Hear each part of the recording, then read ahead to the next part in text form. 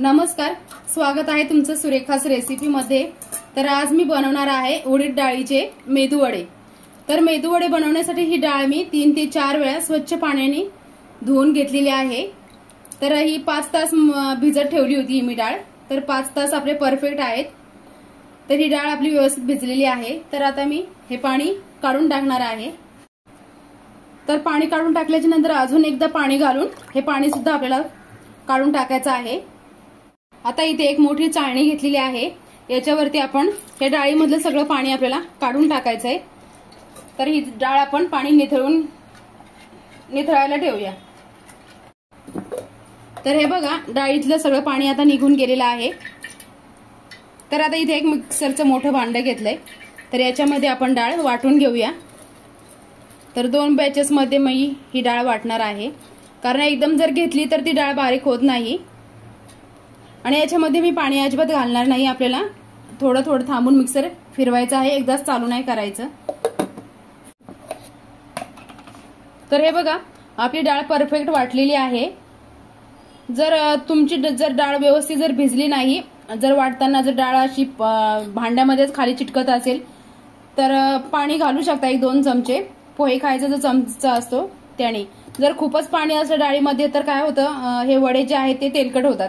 त्याच्यामुळे याच्यामध्ये गरज लागली तरच 1 ते 2 चमचे पाणी घालायचं आहे। तर आता हे मी एका भांड्यामध्ये ओतून घेते।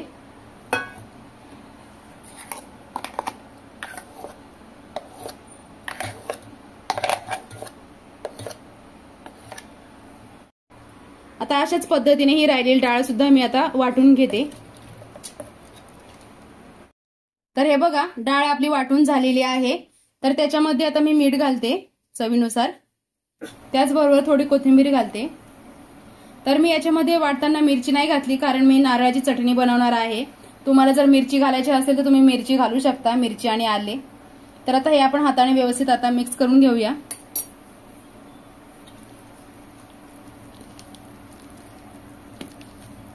तर हे बघा, पीठ व्यवस्थित आता मी मिक्स करून घेतलंय। तर आता हे वडे बनवायची तुम्हाला एकदम सोपी पद्धत मी दाखवणार आहे। तर इथे ही चहाची जी गाळण असते ती गाळण घ्यायची आणि पाण्यामध्ये अशी बुडवून घ्यायची आहे। त्याच्यावरती आपल्याला असा एक गोळा ठेवायचा आहे।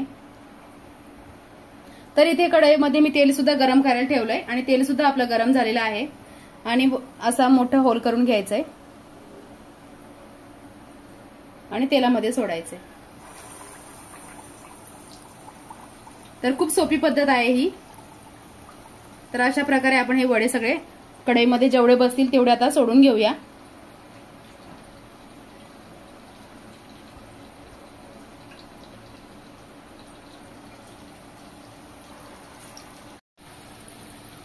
तर तेलामध्ये आपल्याला वडे सोडताना कढईमध्ये गर्दी नाही करायची, कारण ही उडीद डाळ चिकट असते आणि वडे एकमेकांना चिटकण्याची शक्यता असते।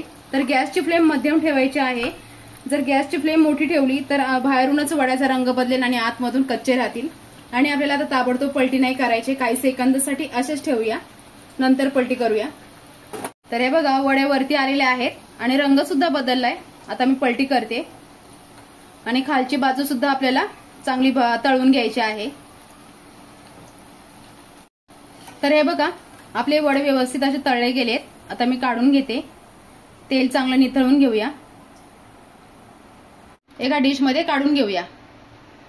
तर अशाच पद्धतीने राहिलेले वडे आपण तळून घेऊया।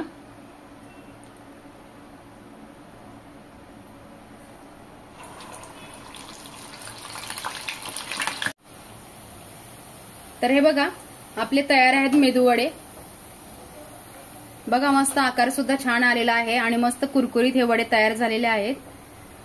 तर आता आपण हे साईडला ठेवून देऊया आणि आता नारळाची चटणी बनवूया। तर हे बघा, इथे मी ओलं नारळ खवून घेतलेलं आहे। तर इथे मिक्सरचं मोठं भांडं घेतलंय। तर त्याच्यामध्ये आता हे सगळं घालूया। त्याच्यानंतर 4 ते 5 हिरव्या मिरच्या घेतलेल्या आहेत, त्याचबरोबर चवीनुसार मीठ आणि कोथिंबीर। तर पाणी घालून आपण हे बारीक वाटून घेऊया।